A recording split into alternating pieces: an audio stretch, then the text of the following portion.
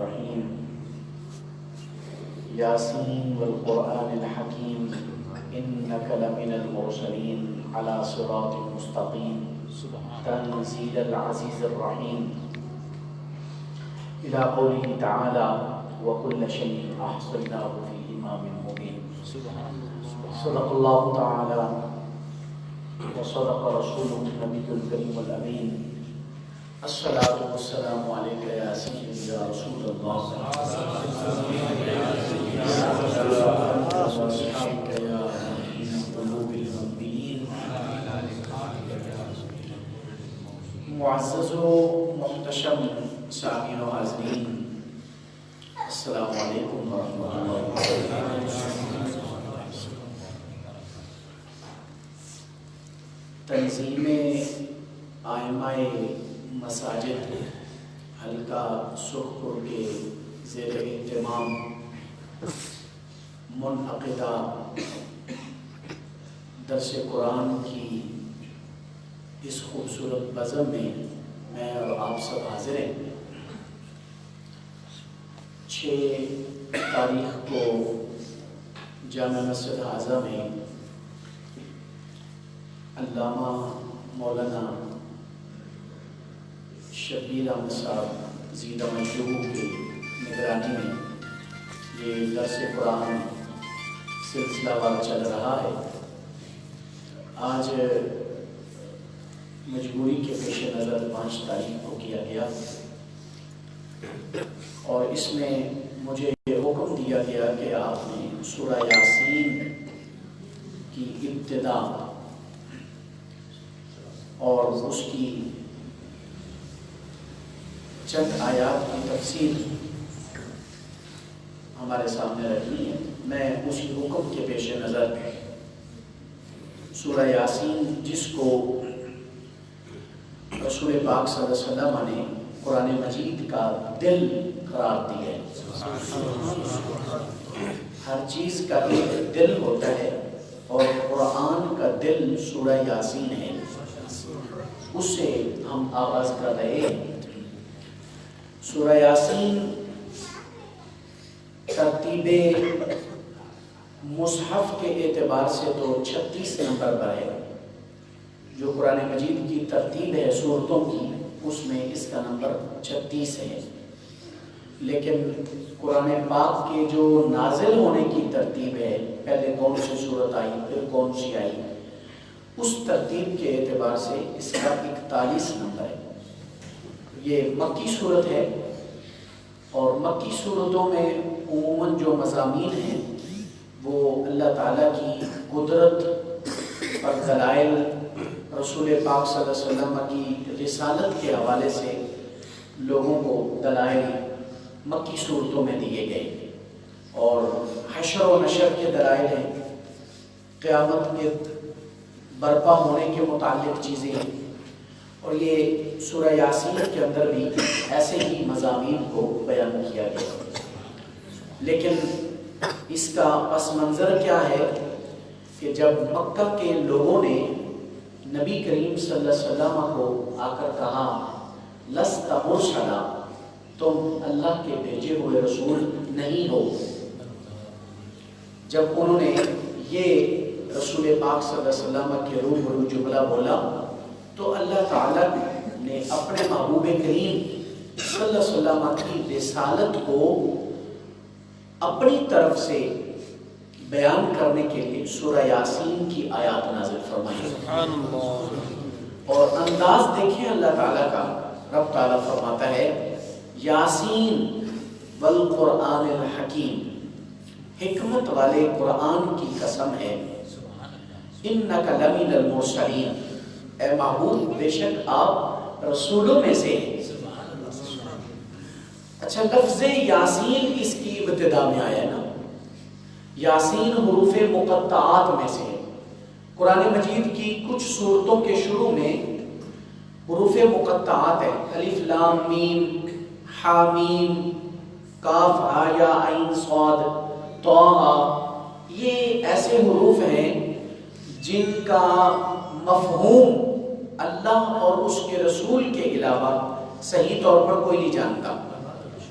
یا رسول پاک صلی اللہ علیہ وسلم کے واسطے سے اولیاء کو یہ مفہوم عطا کیا گیا، ورنہ علماء اپنے ذہن کے مطابق ان کے معنی بیان کرتے لیکن وہ حقیقی معنی نہیں۔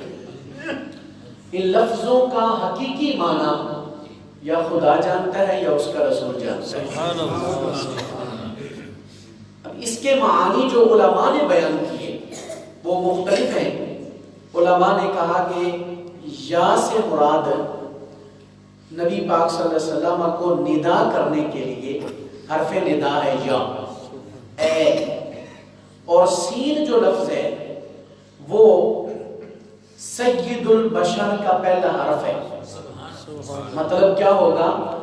اے عالم بشریت کے سردار، سبحان اللہ، سبحان اللہ، یا پھر سید الاولین والآخرین، اس کا یہ پہلا حرف ہے۔ اے وہ ہستی جو پہلوں کی بھی سردار ہے اور بعد میں آنے والوں کی بھی سردار ہے۔ بعض علماء نے اس کا معنی، ارائس البیان والے صاحب تفسیر جو ہیں انہوں نے کہا کہ یا سے مراد ہے یوم میثاق، جس دن اللہ تعالیٰ نے روحوں سے وعدہ لیا تھا، الستُ بربکم، کیا میں تمہارا رب نہیں ہوں؟ تو کسی روح کو جواب نہیں آیا تھا، سب سے پہلے روح محمد صلی اللہ علیہ وسلم نے بول کر جواب دیا تھا، بلا، ہاں بلا تو ہمارا رب ہے۔ کسی روح کو جواب نہیں آیا تھا، سرکار کی روح پہلے جواب دیتی اور پھر حضور سے سن کر باقی روحوں نے جواب دیا۔ تو صاحب ارائس البیان نے لکھا کہ یا سے مراد ہے وہ یوم میثاق، اور سین سے مراد ہے وہ سر، راز جو اللہ تعالیٰ نے اپنے محبوب بندوں کو عطا کی ہے۔ وہ کہتے ہیں کہ اس میں دو قسمیں، ایک تو اللہ تعالیٰ نے یوم میثاق کی قسم اٹھائی ہے، اور دوسری اپنے محبوب بندوں کے دلوں میں جو راز رکھے ہیں ان رازوں کی قسم اٹھائی ہے، اور تیسری قسم قرآن مجید کی۔ تو اب معنی کیا ہوگا؟ مجھے میثاق والے دل کی قسم ہے، مجھے ان رازوں کی قسم ہے جو میں نے اپنے محبوبوں کے سینوں میں رکھے ہیں، اور حکمت والے قرآن کی قسم ہے، انک لمن المرسلین، اے محبوب بے شک تو رسولوں میں سے ہے۔ سبحان اللہ، سبحان اللہ۔ کتنا خوبصورت انداز ہے اللہ تعالیٰ کا، کتنا خوبصورت انداز ہے، اور حضور کی شان اس سے واضح ہو رہی ہے۔ بعض علماء نے یہ بھی کہا ہے کہ یہ یاسین رسول پاک کا نام ہے، اور اگر حضور کا یہ نام ہو تو پھر اس میں ہمارے نبی کی بہت بڑی عظمت بیان ہو رہی ہے۔ آج تک اللہ تعالیٰ نے نہ کسی نبی کے نام کی قسم اٹھائی ہے، نہ کسی نبی پر نازل ہونے والی کتاب کی قسم اٹھائی ہے، تو پھر اس سے پتہ چلے گا یہاں اللہ اپنے محبوب کے نام کی قسم بھی اٹھا رہا ہے، اپنے محبوب پر نازل کی جانے والی کتاب کی قسم بھی اٹھا رہا ہے۔ یہ ایسی شان ہے نبی کریم صلی اللہ علیہ وسلم کی۔ صورت بھی اعلیٰ ہے اور اس کا مضمون بھی کتنا پیارا ہے، اس صورت جیسی صورت بھی کوئی۔ آدم علیہ السلام کے پیدا ہونے سے 2000 سال پہلے اللہ تعالیٰ نے سورہ یاسین اور سورہ طٰہٰ کی تلاوت فرمائی تھی۔ ابھی آدم علیہ السلام کی پیدائش نہیں ہوئی تھی، تو اللہ تعالیٰ نے ان دونوں سورتوں کو پڑھا۔ فرشتوں نے جب ان سورتوں کو سنا تو فرشتوں نے کہا طوبیٰ لأمۃ، ارے کتنی خوش قسمت ہے وہ امت جن پر یہ سورتیں نازل کی جائیں گی۔ طوبیٰ لألسنہ، کتنی خوش قسمت ہے وہ زبانیں تتکلم بہذا، جو ان سورتوں کو پڑھے گی۔ طوبیٰ لأجواف، اور کتنے خوش قسمت ہیں وہ دل جن دلوں میں یہ صورتیں محفوظ ہوں گی۔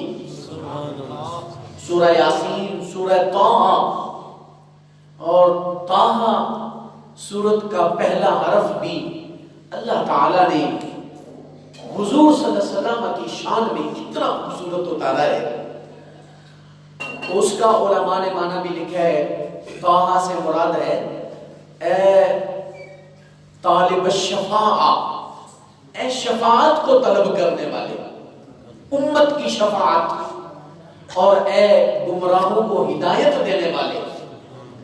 جب رسول پاک صلی اللہ علیہ وسلم رات کو کئی گھنٹے کھڑے ہو کر قیام میں گزار دیتے اور آپ کے پاؤں مبارک پر ورم آ جاتا، پاؤں سوج جاتے عبادت کرتے کرتے، تو اللہ تعالیٰ نے قرآن پاک میں یہ سورت نازل فرمائی، طٰہٰ ما انزلنا علیک القرآن لتشقیٰ، اے محبوب ہم نے قرآن اس لیے تو نہیں اتارا تھا کہ آپ مشقت میں پڑ جائیں، سرکار تو ساری رات ہی روتے رہتے، اور جناب عائشہ صدیقہ رضی اللہ تعالی عنہ فرماتی ہیں کبھی ایسا بھی ہوتا کہ 2 رکعت بھی پوری نہیں ہوتی تھی، اذان فجر شروع ہو جاتی تھی، ساری رات گزر جاتی آنسو بہاتے ہوئے اللہ کے حضور امت کی شفاعت طلب کرنے کے لیے۔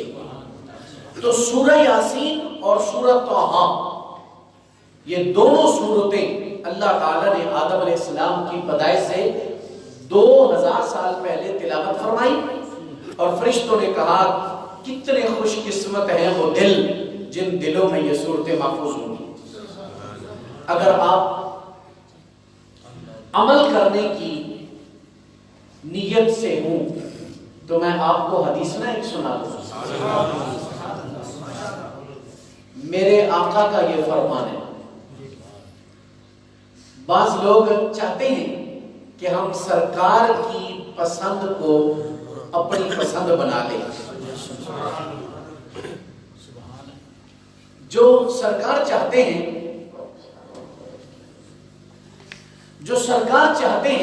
ہم وہ کر کے دکھائیں۔ اگر آپ کا یہ ارادہ ہو تو آقا کی ایک پسند نہ آپ کو بتاؤں جو میرے نبی کی خواہش ہے، سنیں پھر مفہوم کیا ہے۔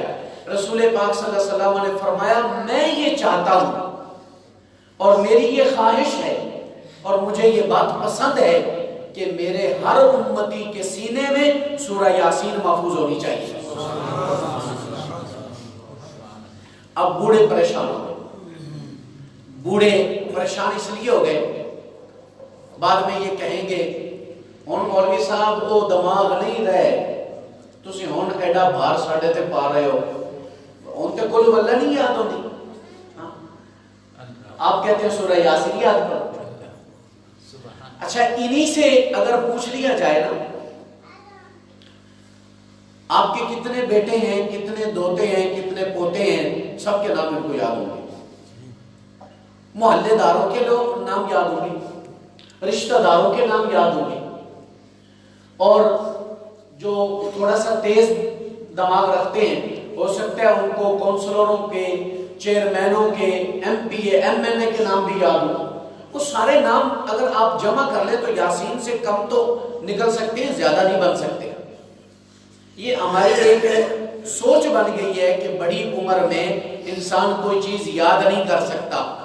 یہ قرآن تو وہ کتاب ہے، اللہ تعالیٰ فرماتا ہے یاد کرنے والوں کے لیے ہم نے اس کو آسان بنا دی ہے، کوئی کوشش تو کرے۔ 40 سال کی عمر میں شیخ سعدی نے پڑھنا شروع کیا تھا اور ولی بن کے نکلے۔ ہم لوگ تو کوشش ہی نہیں کرتے، یہاں آ جائیں گے یہ کرسیاں پڑی ہیں نا مسجد میں، بیٹھ کر کچھ لوگ نماز پڑھیں گے، حالانکہ جو بندہ قیام پر قادر ہے وہ بیٹھ کر نماز کو شروع نہیں کر سکتا۔ نماز کو شروع کرنے کے لیے کھڑا ہونا ضروری، قیام ضروری۔ اچھا پوچھو ان سے بھی آپ لوگ بیٹھ کر کیوں نماز پڑھتے ہیں؟ کہتے ہیں جی بس ہم گل رہ گئی ہے، وہ نہیں کھڑے ہوئے جاتا۔ اسی بابے کو ہم دیکھتے ہیں وہ باہر گلی کے اندر کھڑے ہو کر پورا گھنٹہ باتیں کر کے جاتا ہے، جو یہاں مسجد میں کہتا ہے جی مجھ سے کھڑا نہیں ہوا جاتا، گلی کے اندر چوک میں کھڑے ہو کر پورا گھنٹہ باتیں کرتے ہیں۔ صرف کیا ہے ہم لوگ دین کی طرف توجہ ہی نہیں دیتے۔ تو سورہ یاسین میرے آقا نے کیا فرمایا؟ ہر مومن کے سینے میں محفوظ ہونی چاہیے. یہ حضور نے فرمایا میری خواہش ہے، میرا ارادہ ہے، میں چاہتا ہوں کہ ہر مومن کے سینے میں سورہ یاسین محفوظ ہو. اب دیکھیں کہ کتنے سینے اس کو اپنے اندر محفوظ کرتے ہیں، کتنے دل ہیں جو سورہ یاسین کے لفظوں سے اپنے اندر کو منور کریں گے. اچھا، یہ ایسی صورت، پاکیزہ صورت جو اللہ تعالیٰ نے نازل فرمائی اور 2000 سال پہلے پڑھی آدم علیہ السلام کی پیدائش سے. سورہ یاسین کی تفسیر میں یہ صاحب روح البیان نے ایک بڑی خوبصورت حدیث لکھی ہے. آپ فرماتے ہیں کہ حدیث پاک میں آتا ہے جب نیک لوگ جنت میں چلے جائیں گے، جو اللہ کے دوست ہیں، اللہ سے محبت کرنے والے، رب سے پیار کرنے والے، جب وہ جنت میں چلے جائیں گے تو اللہ کی جناب سے ان کو ندا آئے گی. ندا کیا آئے گی؟ آواز آئے گی، از دیگراں بسیار بشنیدید، دوسرے لوگوں سے تو تم نے بہت کچھ سنا ہے، آؤ آج تمہارا رب تمہیں سناتا ہے. آج ہم بھی کچھ سنانا چاہتے ہیں. اللہ تعالیٰ کی طرف سے آواز آئی اور میرے آقا فرماتے ہیں پھر کیا ہوگا؟ پھر اللہ تعالیٰ جنتیوں کو سورہ فاتحہ، سورہ طٰہٰ اور سورہ یاسین کی تلاوت کر کے سنائے گا. خود اللہ تعالیٰ سنائے گا. مصطفیٰ گفت صلی اللہ علیہ وسلم، سرکار نے فرمایا کأن الناس لم يسمعوا القرآن حين سمعوا الرحمن يتلو عليهم. سرکار صلی اللہ علیہ وسلم فرماتے ہیں جب جنتی اللہ سے سورہ یاسین کی، طٰہٰ کی، سورہ فاتحہ کی تلاوت سنیں گے تو ایسے محسوس ہوگا جیسے انہوں نے پہلی مرتبہ قرآن سنا ہے. اتنا خوبصورت کلام ہوگا جیسے آج تک انہوں نے قرآن سنا ہی نہیں. اللہ تعالیٰ اتنی خوبصورت آواز میں، ویسے تو رب تعالیٰ زبان سے پاک ہے، جسم و جسمانیت سے پاک ہے، لیکن اللہ اپنی قدرت کے مطابق جنتیوں کو سورہ یاسین پڑھ کے سنائے گا، سورہ طٰہٰ سنائے گا، سورہ فاتحہ سنائے گا. کتنا خوش قسمت لمحہ ہوگا جب جنت میں سننے والے حضور کے غلام ہوں گے اور سنانے والا خود رحمان ہوگا. سورہ یاسین اللہ تعالیٰ نے بڑی خوبصورت نازل فرمائی سورہ یہ، اور پھر اس کی ابتدا دیکھیں کتنی پیاری ہے. اللہ تعالیٰ فرماتا ہے یوم میثاق کی قسم اور ان رازوں کی قسم جو میں نے اپنے محبوبوں کے دلوں میں رکھے، اور حکمت والے قرآن کی قسم، اے محبوب آپ رسولوں میں سے، علی صراط مستقیم، اور آپ سیدھے راستے پر قائم ہیں، تنزیل العزیز الرحیم، اور یہ جو قرآن ہے یہ غالب اور مہربان کا نازل کیا ہوا کلام ہے. اچھا، اس میں ایک اشارہ ہے، اللہ تعالیٰ نے اپنے ناموں میں سے لفظ عزیز اور رحیم کو یہاں انتخاب کر کے نازل فرمایا ہے.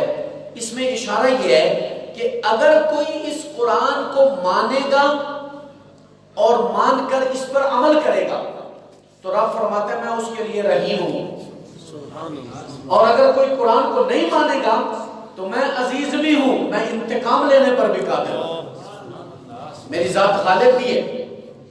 آگے اللہ تعالیٰ ارشاد فرماتا ہے لِتُنذِرَ قَوْمًا مَّا أُنذِرَ آبَاؤُهُمْ فَهُمْ غَافِلُونَ.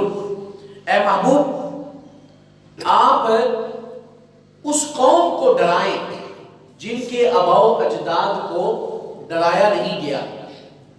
جس قوم کے آباء و اجداد کو ڈر نہیں سنایا گیا، اے محبوب آپ ان کو ڈر سنائیں. فَهُمْ غَافِلُونَ، وہ لوگ غافل ہیں. اچھا، اس سے کون مراد ہے؟ علماء تفسیر نے کہا ہے اس سے مراد ہے اہل مکہ. اہل مکہ کے پاس رسول اللہ صلی اللہ علیہ وسلم سے پہلے کوئی رسول نہیں آیا. ویسے تو ڈر سنانے والے آئے ہیں، علماء آئے ہیں، علماء ڈراتے رہے، لیکن کوئی رسول نہیں آیا. تو اللہ تعالیٰ فرماتا ہے کہ آپ ان لوگوں کو ڈر سنائیں جن کے پاس کوئی ڈر سنانے والا نہیں آیا اور وہ غافل ہیں. لَقَدْ حَقَّ الْقَوْلُ عَلَىٰ أَكْثَرِهِمْ فَهُمْ لَا يُؤْمِنُونَ. آگے اللہ تعالیٰ نے یہ بات ارشاد فرما دی کہ ان میں سے بہت سارے لوگوں پر اللہ تعالیٰ کی یہ بات ثابت ہو چکی ہے کہ وہ ایمان نہیں لائیں گے۔ یہ بھی بتا دیا کہ ان مکہ والوں کو ڈر سنائیں، لیکن ساتھ اپنے محبوب کو یہ بھی بتایا کہ یہ سارے ایمان نہیں لائیں گے، ان میں سے اکثر لوگ ایمان نہیں لائیں گے۔ اس کا مطلب ہے اللہ تعالیٰ کو علم تھا، یہ اللہ کے علم میں ہے، اللہ تعالیٰ کے علم ازلی میں یہ بات موجود ہے کہ کون بندہ اپنے اختیار سے ایمان لائے گا اور کون بندہ اپنے اختیار، قصد اور ارادے سے ایمان نہیں لائے گا، یہ اللہ تعالیٰ کو معلوم ہے۔ بلکہ نبی علیہ السلام ایک دن اپنے گھر سے باہر تشریف لائے صحابہ کے مجمع میں، سرکار صلی اللہ علیہ وسلم کے ہاتھ میں دو کتابیں، ایک دائیں ہاتھ میں اور ایک بائیں ہاتھ میں۔ حضرت عبداللہ بن عمر بن عاص سے یہ حدیث صحیح حدیث روایت ہے۔ نبی علیہ السلام نے صحابہ کے مجمع میں آ کر فرمایا، صحابہ یہ جو دائیں ہاتھ والی کتاب ہے اس میں جنتیوں کے نام ہیں، ان کے باپ دادوں کے نام ہیں، ان کے قبیلوں کے بھی نام ہیں، ثم اجملا، اور پھر آخر میں ان کا ٹوٹل بھی لگا دیا گیا، یہ کتنے لوگ ہیں۔ یہ جو 22 تر والی کتاب ہے اس میں جہنمیوں کے نام ہیں اور ان کے باپوں کے نام ہیں، ان کے قبیلوں کے نام ہیں، اور سرکار فرماتے ہیں پھر آخر میں ان کا بھی ٹوٹل لگا دیا گیا، یہ وہ کتنے لوگ ہیں۔ اب یہ دو کتابیں نبی پاک صلی اللہ علیہ وسلم کو رب نے عطا فرمائی اور سرکار لے کر آئے اور فرمائے اس میں جنتیوں کے نام ہیں اور اس میں جہنمیوں کے نام ہیں۔ اللہ تعالیٰ نے اپنے محبوب کو بھی بتا دیا کون لوگ جنتی ہیں اور کون لوگ جہنمی، سرکار سب کو جانتے ہیں۔ نبی علیہ السلام کو اللہ تعالیٰ نے علم عطا کیا۔ قیامت کے دن سرکار فرماتے ہیں سب سے آخر میں جو بندہ جہنم سے نکل کر جنت میں جائے گا، سرکار فرماتے ہیں میں اس بندے کو جانتا ہوں، اس کے باپ کو بھی جانتا ہوں، اس کے قبیلے کو بھی جانتا ہوں۔ سبحان اللہ، وہ کون ہوگا؟ نبی علیہ السلام کو ساری خبر ہے۔ تو اکثر لوگ ان میں سے یعنی جن کی قسمت میں ہی کفر لکھا ہے وہ ایمان نہیں لائیں گے۔ الگ اللہ تعالیٰ فرماتا ہے اِنَّا جَعَلْنَا فِي أَعْنَاقِهِمْ أَغْلَالًا، ہم نے ان کی گردنوں میں توق ڈال دیے، بیڑیاں ڈال دی، فَهِيَ إِلَى الْأَذْقَانِ، اب وہ جو توق ہے گردنوں میں ڈالے ہوئے وہ ان کی ٹھوڑیوں تک پہنچے ہوئے، فَهُمْ مُقْمَحُونَ، اور ان کے سر اوپر کو اٹھے ہوئے۔ جناب مولا علی پاک نے اس بات کی وضاحت کرتے ہوئے اپنا ہاتھ ٹھوڑی کے نیچے رکھا، یہ یوں کر کے نا، تو پھر آپ نے اپنا چہرہ اوپر کیا ایسے، فرمایا یہ ہوگا طریقہ کہ ان کی گردنوں میں توق ہیں اور ان کے چہرے اوپر کو اٹھے ہوئے۔ بھائی دیکھیں جس بندے کا چہرہ اوپر کو اٹھا ہوا اس کو راستہ نظر آئے گا، تو جس بندے کو ظاہری راستہ نظر نہیں آ رہا اس بندے کو ہدایت کا راستہ کیسے نظر آئے گا؟ یہ تشبیہ دی ہے کہ جیسے کسی بندے کا چہرہ اوپر کو ہو اس کو ظاہری راستہ نظر نہیں آتا، اسی طرح ان لوگوں کو بھی حقیقی راستہ جو ہے، ہدایت کا راستہ ہے، اللہ کی طرف پہنچانے والا راستہ ہے اور متقین کا راستہ ہے، ان لوگوں کو وہ راستہ بھی نظر نہیں آ رہا۔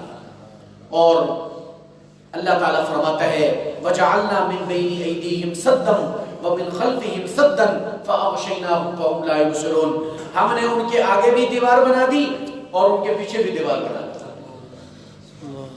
اب وہ دیکھتے ہی نہیں ہیں، ان کو نظر ہی کچھ نہیں آتا، ان کے آگے بھی دیوار ہے پیچھے بھی دیوار ہے۔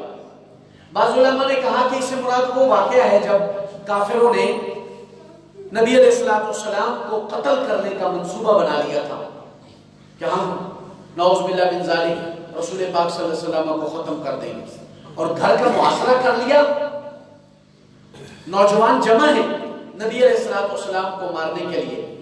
اب سرکار کے پاس جبریل امین یہ آیتیں لے کر آ گئے، عرض کی آقا یہ آیتیں مٹی کے اوپر پڑے اور وہ مٹی ان کافروں پر پھینک دیں، ان کو نظر ہی کچھ نہیں آئے گا۔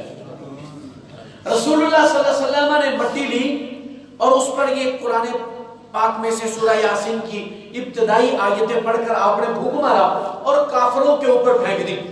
اب ان کے سروں پر مٹی پڑی ہے، ان کی آنکھیں بند ہیں، نظر ہی دیکھ رہے ہیں لیکن نظر کچھ نہیں آ رہا۔ سرکار صلی اللہ علیہ وسلم ان کے درمیان سے نکل گئے۔ رسول اللہ صلی اللہ علیہ وسلم وہاں سے چلے گئے۔ ایک آدمی آیا ان کے پاس، کافروں کے پاس، کہنے لگا یہاں کیا کر رہے ہو؟ انہوں نے کہا ہم رسول پاک صلی اللہ علیہ وسلم کو قتل کرنے کے لیے آئے ہیں۔ اس نے کہا تم قتل کرنے کے لیے آئے ہو، میں دیکھ رہا ہوں، وہ تو مسجد میں داخل ہو رہے تھے، تم مارنے کے لیے یہاں بیٹھے ہوئے، اور تمہارے سروں پر مٹی ڈال کے چلے گا، تمہیں خبر بھی نہیں ہوئی۔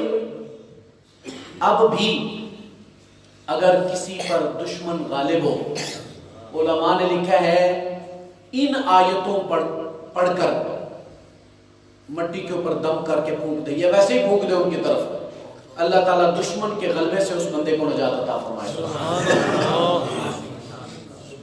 آپ نکل جائیں گے، پتہ ہی نہیں چلے۔ اللہ تعالیٰ ارشاد فرماتا ہے اگلی آیت میں وَسَوَاءٌ عَلَيْهِمْ أَنذَرْتَهُمْ أَمْ لَمْ تُنذِرْهُمْ لَا يُؤْمِنُونَ۔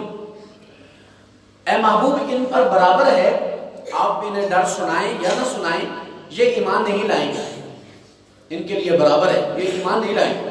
کیوں؟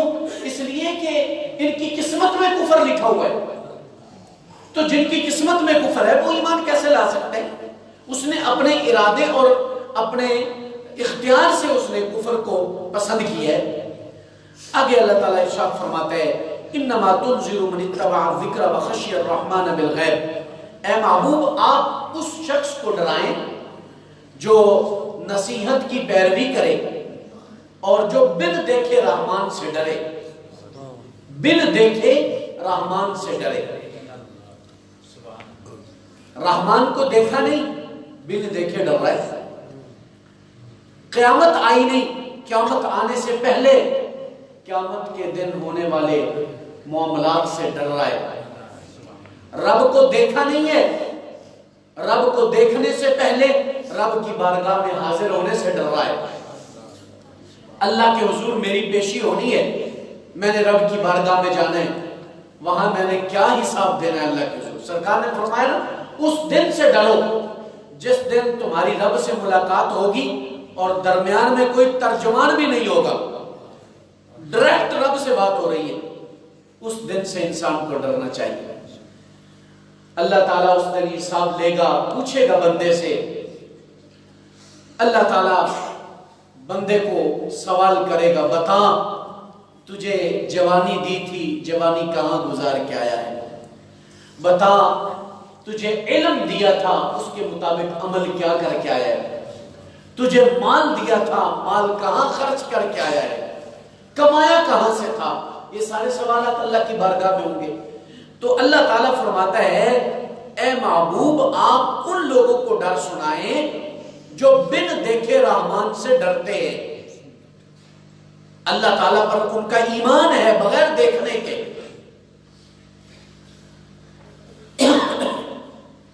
نبی علیہ السلام کی امت میں ایک ولی ہوئے اور وہ ہمیشہ اپنے مریدوں کو کہا کرتے تھے کہ تم اللہ سے ڈرا کرو اور ہر وقت اپنے رب کو اپنے آنکھوں کے سامنے سمجھو کہ رب تمہارے سامنے۔ اچھا، ان کے مریدوں میں سے ایک مرید ایسا تھا جس سے وہ ولی کامل بہت پیار کرتے تھے۔ یہ گھڑی ہوئی بات نہیں ہے، رسالہ شریعہ والوں نے لکھی ہے، داتا صاحب کے استاد ہیں اور دیگر بھی بہت ساری تصوف کی کتابوں میں موجود ہے۔ انہوں نے اپنے ایک مرید سے بہت زیادہ لگاؤ لگایا ہوا تھا اور اس سے محبت اور پیار کرتے۔ باقی مرید وہ جیلس ہوتے، وہ کہتے جی پیر صاحب کس کو زیادہ محبوب رکھتے ہیں، ہمیں سمجھتے کچھ نہیں، ہم اتنی دیر سے آستانے پر ہیں، اور ہمیں کوئی حیثیت نہیں دی جاتی، یہ جو آپ کا مرید ہے اس سے بڑی محبت کی جاتی ہے۔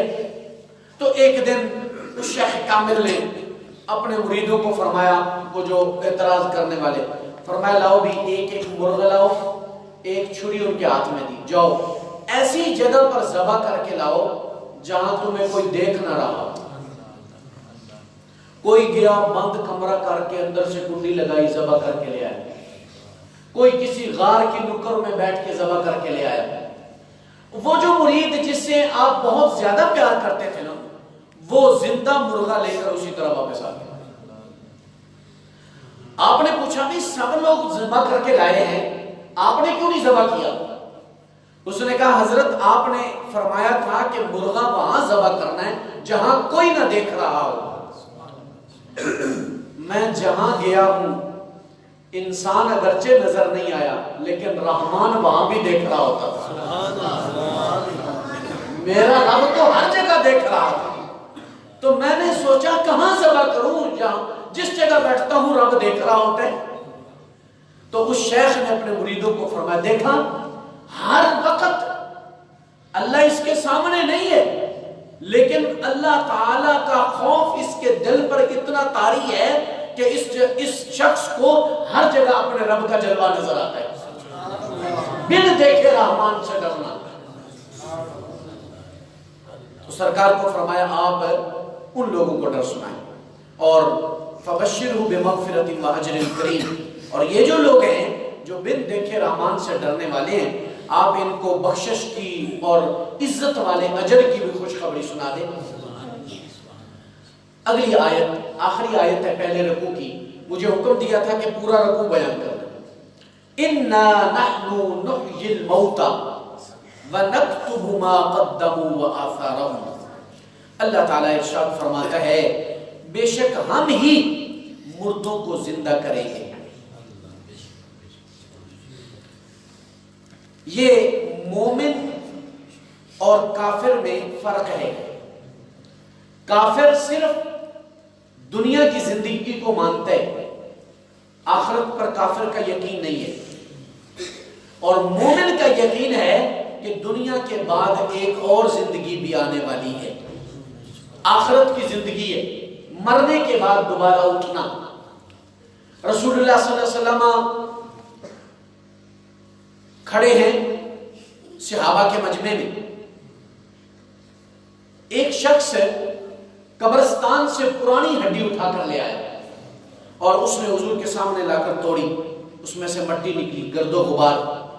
کہنے لگا من یحیی العظام وہی رمیم، یہ سورہ یاسین کے آخری رکوع میں ہے۔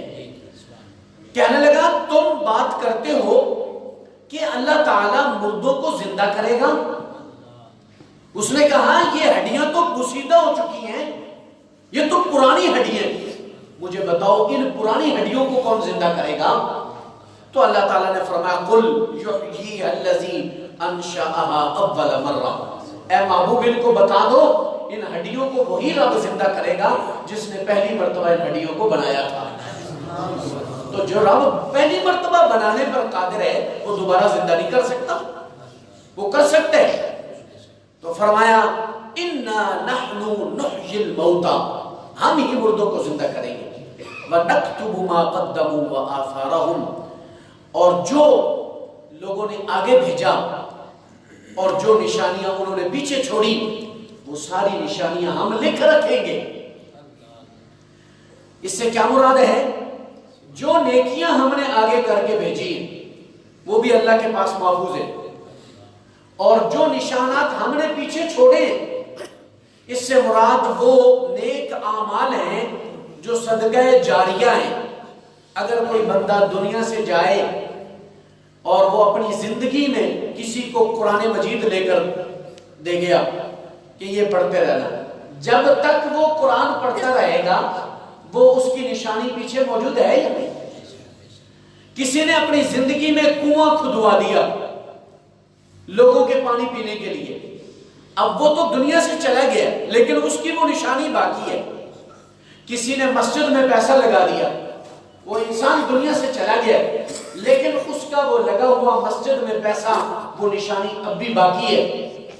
کسی شخص نے مدرسہ میں پیسہ لگایا ہے، اس کا وہ لگا ہوا پیسہ اب بھی باقی ہے، نشانی ہے، تو اللہ تعالیٰ فرماتا ہے ہم ان نشانیوں کو بھی لے کر رکھیں گے، یعنی اس کا ثواب بھی مرنے کے بعد مرنے والے کو پہنچتا رہے گا، اور جو اس نے آگے بھیجا وہ تو اللہ کے ہاں محفوظ ہے ہی، جو اپنے ہاتھ سے وہ نیکی کر کے گیا ہے وہ نیکیاں تو وہاں پہنچے گی، اور جو نشانیاں اس نے پیچھے چھوڑی ہیں، جو صدقے خیرات ہیں، جو کسی بیٹے کو عالم بنا دیا، نیک بنا دیا، اور وہ بیٹا پیچھے اس کے لیے دعا کرتا ہے، ہاتھ اٹھا کر دعا مانگتا ہے، یا کسی کو قرآن کی آیت سکھاتا ہے، کسی کو حدیث پڑھا دیتا ہے، تو یہ ساری نشانیاں یہ مرنے والے کو مرنے کے بعد بھی اس کی محفوظ رکھی جاتی ہیں، اور اس کو قیامت کے دن ان کا اجر دیا جائے گا، حتیٰ کہ یہ جو ہم مسجد کی طرف قدم چل کر آتے ہیں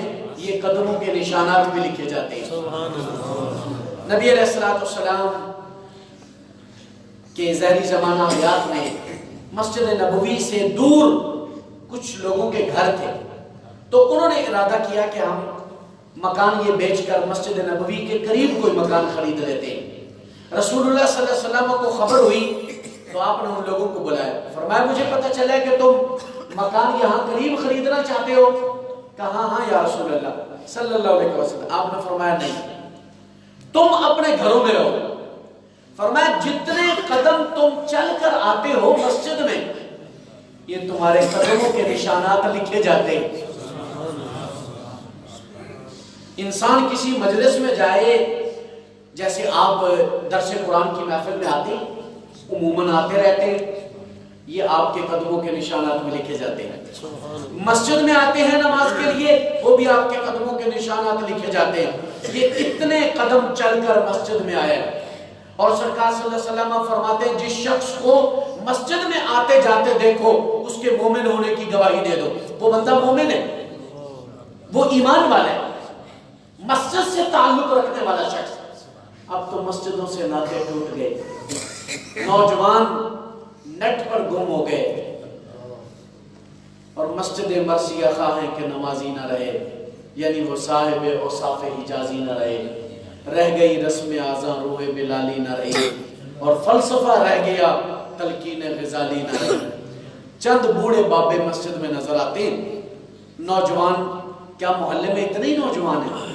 نوجوان نظر نہیں آتے مسجدوں میں، مسجدیں خالی ہیں نوجوانوں سے، حالانکہ جوانی کے اندر کی جانے والی نیکی کی اللہ کے ہاں بڑی قیمت ہے۔ اور میں آپ کو ایک حدیث سناتا ہوں، نبی پاک صلی اللہ علیہ وسلم نے فرمایا ایما شاب نشأ علی عبادت اللہ حتی یموت،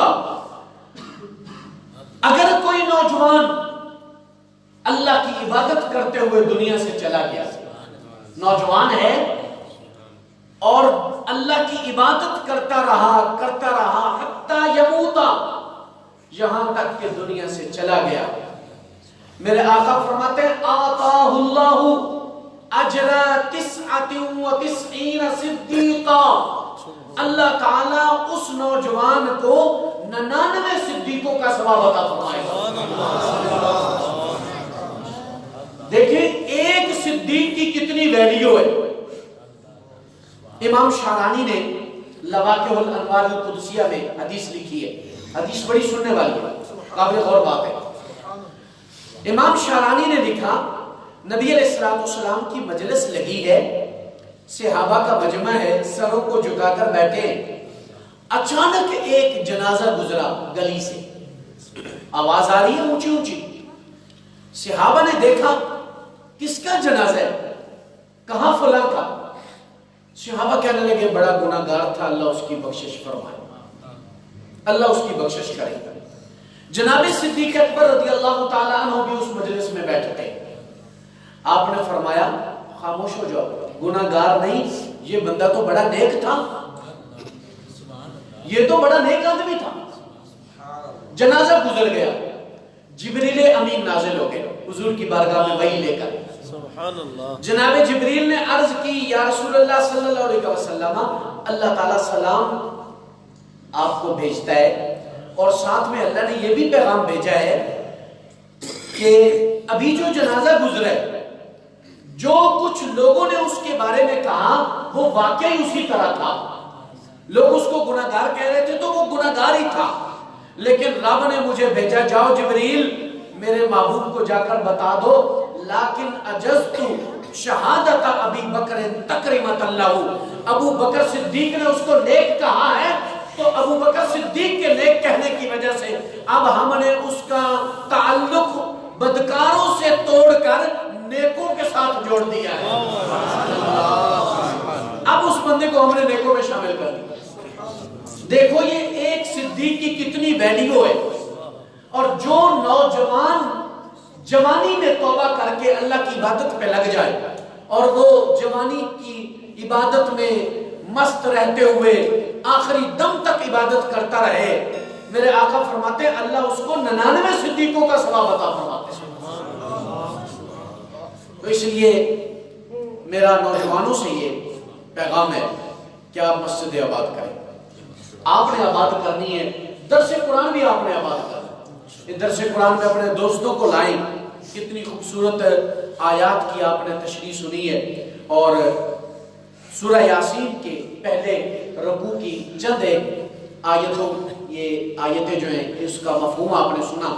تو اسی طرح جب پورا قرآن ہم سمجھیں گے تو اللہ تعالیٰ کتنا اجر ہمیں عطا فرمائے گا. رب تعالیٰ فرماتا ہے کل شیء احصیناہ فی امام مبین، ہم نے ہر چیز کو لوح محفوظ میں گن گن کر رکھا ہوا ہے. سب چیزیں اللہ کے ہاں محفوظ ہیں. یہ ہمارے سانسیں بھی اللہ کو معلوم ہے، ہماری زبان سے نکلنے والے لفظ بھی رب کو معلوم ہے، ہماری ہر ادا اللہ کے علم میں ہے. تو ہماری ہر چیز جب لکھی جا رہی ہے تو ہمیں بولنا بھی سوچ کر چاہیے، ہمارے قدم جو اٹھے تو وہ بھی سوچ سمجھ کر اٹھنے چاہیے.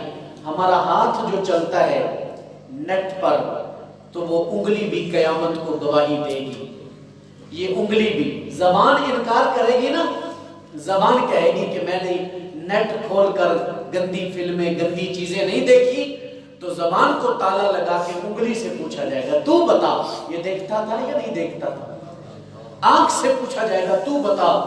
تو پھر اس دن انسان پچھتائے گا.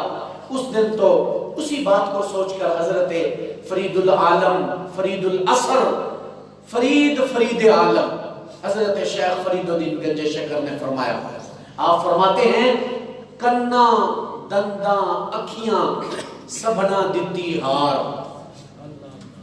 یہ جو ہمارے اپنے ہیں نا، آنکھیں میری اپنی ہیں، کان میرے اپنے ہیں، ہاتھ اپنے ہیں، سب کچھ اپنے ہیں. لیکن فرماتے ہیں قیامت کا جب دن ہوگا کنا دنداں اکھیاں سبنا دتی ہار، ویک فریدہ چھڑ گئے مڈ قدیمی یار. اللہ تعالی ہمیں عمل کی توفیق عطا فرمائے.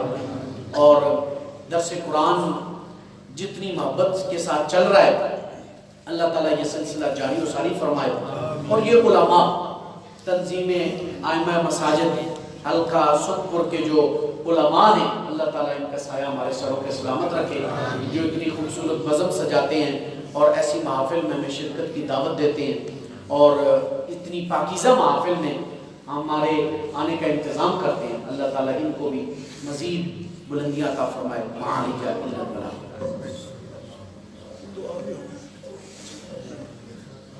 بچے نے پچھلی محفل پہ رہ گئے سن، انہوں نے شیلڈاں دے دیں تھی آتے دستے مبارک نہ دے دے.